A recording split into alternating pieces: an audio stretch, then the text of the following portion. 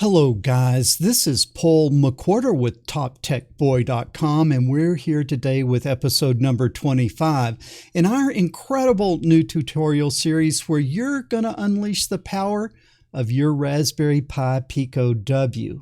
I will need you to pour yourself a nice tall glass of ice cold coffee. That would be straight up black coffee poured over ice, no sugar, no sweeteners, none needed. And as you're pouring your coffee, as always, I want to give a shout out to our friends over at Sunfounder. Sunfounder is actually sponsoring this excellent series of video lessons. And in this class, we will be using the Sunfounder Kepler kit for Raspberry Pi Pico W. Most of you guys probably already have your gear, but if you don't, look down in the description. There is a link over to Amazon. You can hop on over there and pick your kit up. And believe me, your life and my life are going to be a whole lot easier if we are working on identical hardware. But enough of this shameless self-promotion. Let's jump in and talk about what I am going to teach you today. And what we're going to be doing is we're going to be continuing in the theme of the last few lessons when we've really been looking at how to untether our projects from the desktop. So how do you untether a project from the desktop? Well, you've got to be able to power it. You've got to be able to have some sort of input from the user, and then you've got to be able to give some sort of display to the user. So you got to have input, output, and power.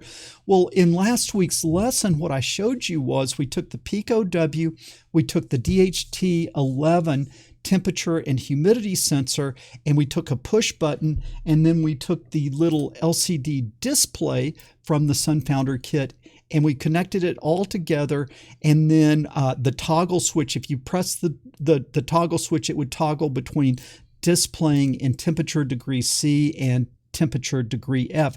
And then we powered the whole thing with a rechargeable LiPo battery, and it was sort of managed where you can also recharge the battery from the Raspberry Pi Pico W. So the neat thing about that is for the first time we got something where we were completely untethered from the desktop. So what is the one thing that we didn't like just absolutely perfectly? This is a really cool little LCD display, but the one thing about it is that when you use a display like this in a portable project, the backlight is always on, and when the backlight is on, it's going to drain your battery faster than what you would like. Also, the display is a little bit bigger than what we really want or need. And there's not pins coming out of the back that will allow us to very securely plug it into the breadboard. So your project is ending up with this thing kind of dangling, and you got to figure out a method to secure it or mount it into your project. So let's go over and let's see what we were talking about. So last week I suggested that you guys go out and buy from Amazon, and down below I've got the link. I think this thing is like $5 or $6, and it's a little OLED display. And in fact, if you haven't ordered this already, you can go ahead and order it. Link down in the description. But what I love about this is three things. Number one, it's very small and compact. Number two, the pins plug directly into the breadboard, so it's easy to get this thing mounted into your project. And then the third thing is it's got a really, really brilliant high contrast display. Fourth is it's very low power. And not only is it low power, but you can turn the display off so that you're not sitting there draining your battery when you're not using it. You can turn the display off through software. And because of those four things, I think it's well worth dropping $5 or $6 to get one of these. And in the next few lessons, what I'm going to be showing you is how to get this thing up and running. And the neat thing is it is really pretty straightforward. It is really pretty easy to get this thing up and running. Okay, so let's look at how we hook it up. The device operates over the I2C bus, and if we look at this handy little card from the Sunfounder kit, the I2C buses are shown in light blue, and what you can see is they go like I2C0 SDA, I2C0 SCL. So those are the two pins that you would need to talk over the I2C bus.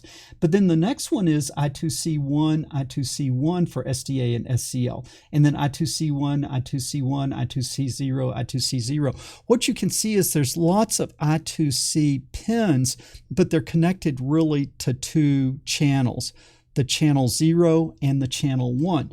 Now you can use whichever one you want, but you just got to make note of whether you are operating on channel 1 or channel 0, and then make note of what GPIO pins you're connecting to. Now, this quirky little thing about my display and the Raspberry Pi Pico W, for some reason, I could not get my display to operate on channel 0 with the Pico W.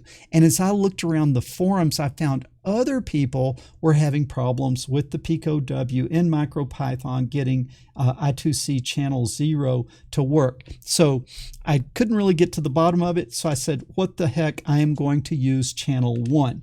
And a convenient channel 1 is right here, GPIO pin 2 and GPIO pin 3, and that is I2C channel 1, and SDA is going to be GPIO pin 2, and SCL is going to be GPIO pin 3. So let's look at how we hook this thing up. It's really pretty simple setup here. I'm not going to show you the schematic because I think you can see it here pretty well.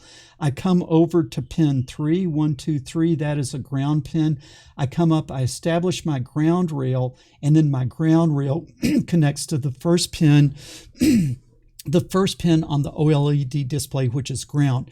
Second pin is VCC. I come up to the VCC, the 3.3 volt rail. I create that down here at pin 5, I believe. Yes, pin 5, or it's the 5th pin over, 1, 2, 3, 4, 5, which is in fact physical pin 36 here. I use that to create the ground rail down here, and then way over here, I jumper it up to that rail. Ignore this chip. This is for a future project. Just pretend it's not there, but you'll get to play with that chip in a future lesson. It's pretty cool. Okay.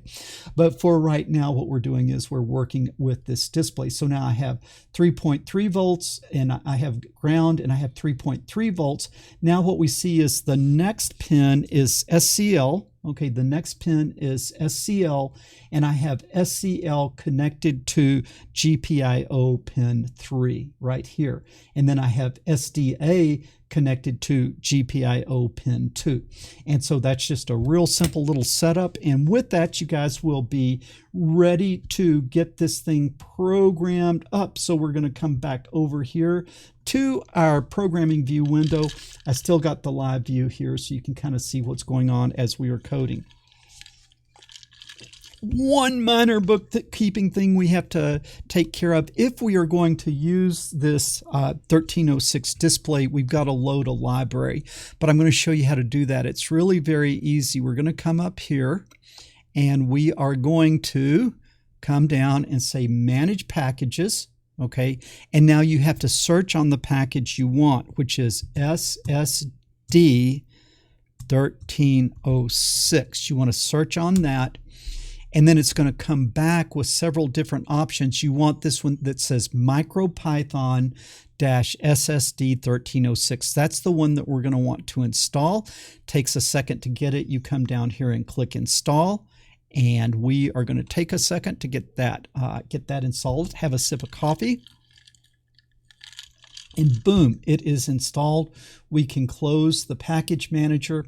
I'm going to come down and just make sure that it is there. I'm going to come down and make sure that it's there and that it's finding it. So I'm just going to say from SSD 1306, which is the library, import specifically the method SSD uppercase 1306, and then underscore I2C, because we're operating this thing on the I2C bus. So that's the method that we want. Let's see if it loads it. Boom. I like to do that before I do a lot of coding. Just make sure I've got the library. Okay, so the library's there. We should be good to go. So we are going to be working with the GPIO pin. So I need to say from machine import pin and I2C. Because we're going to be working with the I2C bus, we have got to import that. Now we've got to import our OLED library. So we're going to say from SSD 1306, just like we did it a second ago. We're going to import SSD 1306 underscore uppercase I2C. And case really matters. Make sure you get the case right. Now let's import time, because we just almost always need that. Now we're going to be talking over the I2C bus. So I've got to create that I2C object, that I2C bus. And so I'm going to call it I2C. You can call yours whatever you want. I'm going to call mine I2C. Now we're going to call the method I2C that we loaded up here. And now the first thing I've got to tell it is which I2C channel am I on? I am on channel 1, right? That we use that one channel. It was the ones that what they call it, I2C1. And so we got to tell it that it is on the 1. And now I've got to tell it my SDA is equal to, what did we say? That was GPIO pin 2. Okay, and then SCL was equal to pin what? Pin 3, GPIO pin 3. Now we can also set the frequency, and we can just set that to equal to 400,000, like that. All right, I haven't played around with that a lot, but that's just a kind of a default that will work for you. Now we have created our I2C bus. Now we've got to create our display object. I'm going to call mine DSP, and we create it by calling SSD 1306 underscore I2C. Now we've got to tell it how big our display is. Well, ours, if you bought the same one I have, it is 128 columns by 64 rows. How are we going to talk to it? We're going to talk to it over that I2C bus that we just created. And so whatever you called it here, that is what you pass. That's what you pass here. Okay, so now what do we want to put on here? Let's get a message. MSG is equal to hello world, like that. I think I'll put an exclamation point. Close it. Now, how do we get it on there? DSP.text. What are we going to send to our DSP object? We're going to send it the text what? MSG. And where do we want to put it? I want to put it in column 0, and I want to put it on row 0. And that is the upper left. It's column, comma, row. And so the column is 0 and the row is 0. All right, it's the upper left. And now the message is loaded up. Now we just got to show it. So now I just say DSP my object show. So whatever I've created, all the things that I've created, now when I say show, it's going to show them all at once. And so I will need you all to hold your breath. I'll need you to keep your eyes on the screen. Giddy up. Look at that. Oh, wow, is that not cool? Let's come over here and look at it close up. Do you see how bright, high contrast, crisp that is? I love that little display.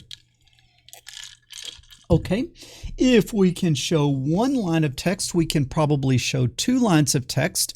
So let's create a MSG2, and that's going to be equal to welcome. And I don't want to overuse exclamation points, so I'm not going to put one there. I'll just say welcome. Now we still want to be in column 0, but now I want to be in the next row, and these are in pixels, not in like big chunky rows, but they are in pixels. And so I'm going to think that I'm going to guess about, I'm going to move it about 18 pixels down, and then hopefully I won't be overriding what I just wrote. So you got to play around with it a little bit, but let's put 18 and let's come in and no, this is 0. I got to write another, I'm sorry. I've got to say DSP.text, and I need to say what? I need to say MSG2. 2, and I'm going to put that at column 0, row 18. I'm going to see what happens if I do that. Okay, hold your breath. Look at that. Okay, let's come in and let's zoom in on this a little bit. You can see that it says hello world and welcome, yellow and blue. Now don't get too excited. You can't go in there and choose colors, but kind of like the top 17 or so pixels are yellow and then all the rest of the pixels are blue. So it's like, it's the color of wherever you put it on the screen. There's kind of like a yellow bar up here and then everything else is blue. But now it seems like I left a pretty big gap there. Let's see how close I can get that, because it's a small screen. We want to kind of squeeze things on. What if I say pixel 15 for this one? And then if I come in, I moved it down 15 pixels. And now what you can see is, you can see that I'm starting to move into that yellow area there. So the top of this is in that yellow. And so I think for line spacing, what I see is 16 is about right for line spacing. So let me try that and just make sure that's going to look good. I will run. I will zoom in and you can see there's plenty of space. It's not crowded and we're clearly in the blue. So note to self, I like to use a line spacing of about 16 pixels, if that makes sense. Okay, that is just really, really, really pretty cool, I think. Let's go in now and let's come back over here to our code view. And then I'm going to take that second message off. And what I'm going to show you is you can go in and you can actually address individual pixels. And so what I can say is, let's display, like what if I wanted to turn on the center pixel of the screen? Well, I would say DSP my object, and then I would say pixel, and then which pixel, what would the center be? Well, 128 divided by 2 would be 64 for the column, and for the row, 64 divided by 2 would be 32. And so that is the pixel I'm addressing, and then I want to put a 1, which means turn that sucker on. So turn that pixel on. So when I run this now, I should see the center pixel light up. So I'm watching. Boom. Let's look a little closer to make sure that you can see that. And you can see that I turned that pixel on, and it is the one in the middle of the screen. Okay, let's come back over here. And if I can turn it on, I could also turn it off. And so let's run that. Let's run that and then come back to the closer up view. And you can see now the pixel is off. So you can individually manipulate every single pixel on the screen. So now other useful things as you're trying to use this display, we're going to take this display pixel off, and what we can do is we can make a horizontal line just by saying dsp.h line. Okay, and you got to give it the column in the row where you want the line to start. And so let's just say column 20, row 20, and then how long do you want it to be? Let's make it 40 pixels long. And what do I want to do to that? I want to turn it on with a 1. Okay, this should give us a nice horizontal line. And boom, there's our horizontal line. Well, if I can do a horizontal line, I could probably also do a vertical line. So I'm going to do V line, and I'll start at the same place, 20, 20, and I'll make it 40. And then I want to turn it on again, just like that. So I can come in and then I can draw this, and boom, look at that. I've got a horizontal line and I have got a vertical line. Okay, that is pretty cool. Let's come in and look at a couple of more things that I can do that I think are neat. Just a couple of interesting things that you can do. You can come in and you can, let's see, what would be something cool to show you here. I could come in and I could say display like that. I could say DSP, and then I could say dot invert. And do I want invert turned on? I want invert turned on. And then after I invert it, I will show it. And what this is going to do is it is going to take, before it shows it, it is going to take every pixel that's a 0 and make it a 1. and every pixel that's a 1 and make it a 0. Now you see with the camera we're getting a little aliasing and it looks like we're getting a little noise here, but when I look at it in real life with the human eye, it's just brilliantly, perfectly still, clear, none of these little artifacts that you see because it's trying to synchronize with the camera. But you can see that we inverted the display. Ones became zeros and zeros became 1. Now if you can invert it by saying display invert with a 1, if we say display invert is a 0, then what it does is it will switch it back and then we get the original view. So it's just kind of neat. Sometimes it's neat to have a colored background with black text on top of it. So that's kind of a neat little thing that you can do. Now, the other thing that I think is neat is, let's just say that we took here and what we could do here is we could actually come in and say display, and then never sure quite where, okay, what we would do is, so we're going to show it, and let's say that we show it for 1 second. So I say time dot sleep, and I'm going to sleep for 1 second. And now what I'm going to do is I am going to do a DSP dot power off like that. Okay, so I'm going to turn the power to the display off here. So we're going to run this, and then what we see is it comes on for a second and then the display goes off, saving you very valuable battery juice in the process. The really neat thing when we do that is that when I turn that display off, it doesn't lose the image. So watch this. I'm going to come in. So now I'm going to leave it off for a second, time dot sleep. I'm going to leave it off for a second, and then I'm going to come in and say DSP dot power on like that. And now I'm going to do a DSP dot show again like that. Okay. And so let's see what happens now. Okay. It comes on as we expect, it goes off, and then it comes back on, and then it stays on because we didn't turn it off again. So you see, you can turn that thing off and just turn it on when you need it. In that way, you can really make that battery last a long time. So those are some pretty exciting things that we can do. Let's get rid of all of that stuff that we were doing. Let's get rid of this invert. Okay, and let's see what else we can do. We made a vertical line, we made a horizontal line. We can also just make a arbitrary line. And so what I could do is I could say display, and then this time just no V, no H, just line. And I got to give it the starting column, comma, row. Well, let's start at the same place. We'll start at column 20 and we'll go to row 20. Okay, and that's the starting point. Now, what is the ending point of the line? What is the ending point of the line? Well, let's go to say 118, and let's go to 54. And now what do I want? I want to turn those on. And so this should be a horizontal line, and it should start, that horizontal line should start right here, and then it should come down towards the bottom of the screen. So let's see what happens. Hold your breath. Denied. Oh, DISP, sorry. Somebody didn't hold their breath. I think you know who you are. Please hold your breath this time. Boom, look at that. So we start here in the corner.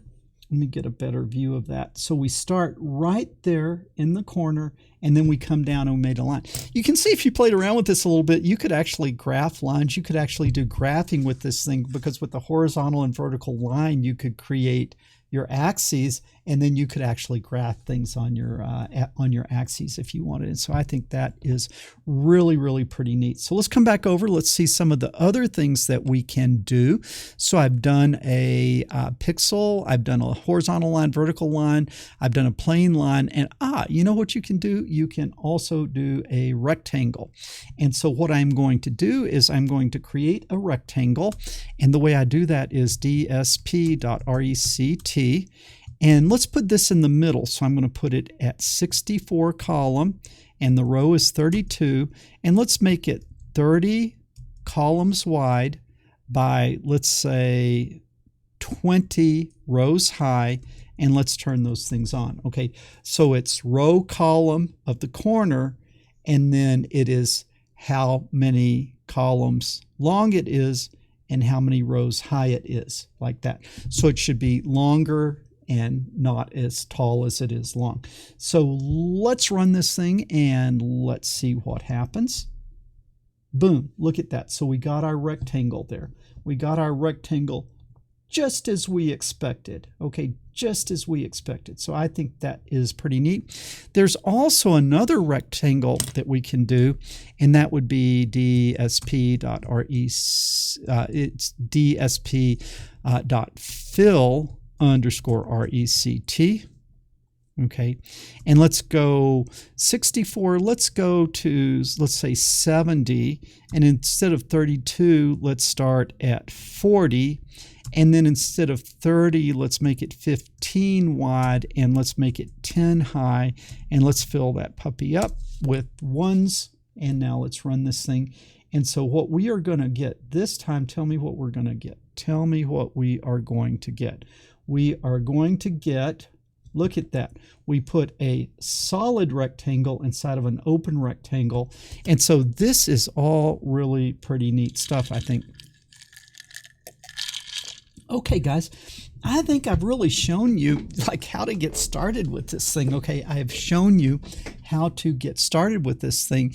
Everything from addressing individual pixels to everything from displaying individual pixels all the way up to doing something really cool like lines and squares and all of that sort of stuff, text. And so really this, you can see, is a very, very powerful display, and it gives you a lot more flexibility compared to the simple LCDs. And so I really, really love this one. Time for your homework assignment. Okay, this is your homework assignment, and I've given you the information that you need in order to do this.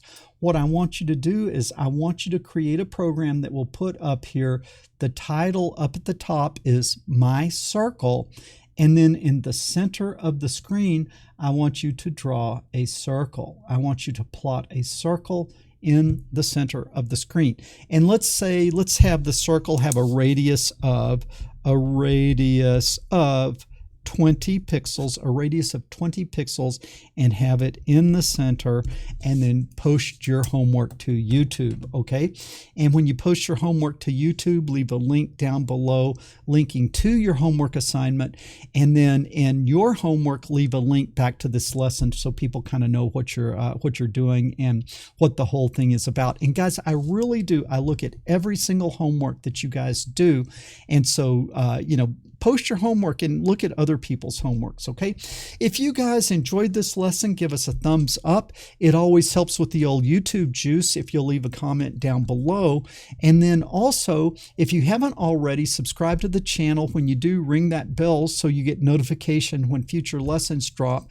And most importantly, share this video with other people, because the world needs more people doing coding and fewer people sitting around watching silly cat videos. Paul McWhorter with TopTechBoy.com. I will talk to you guys later.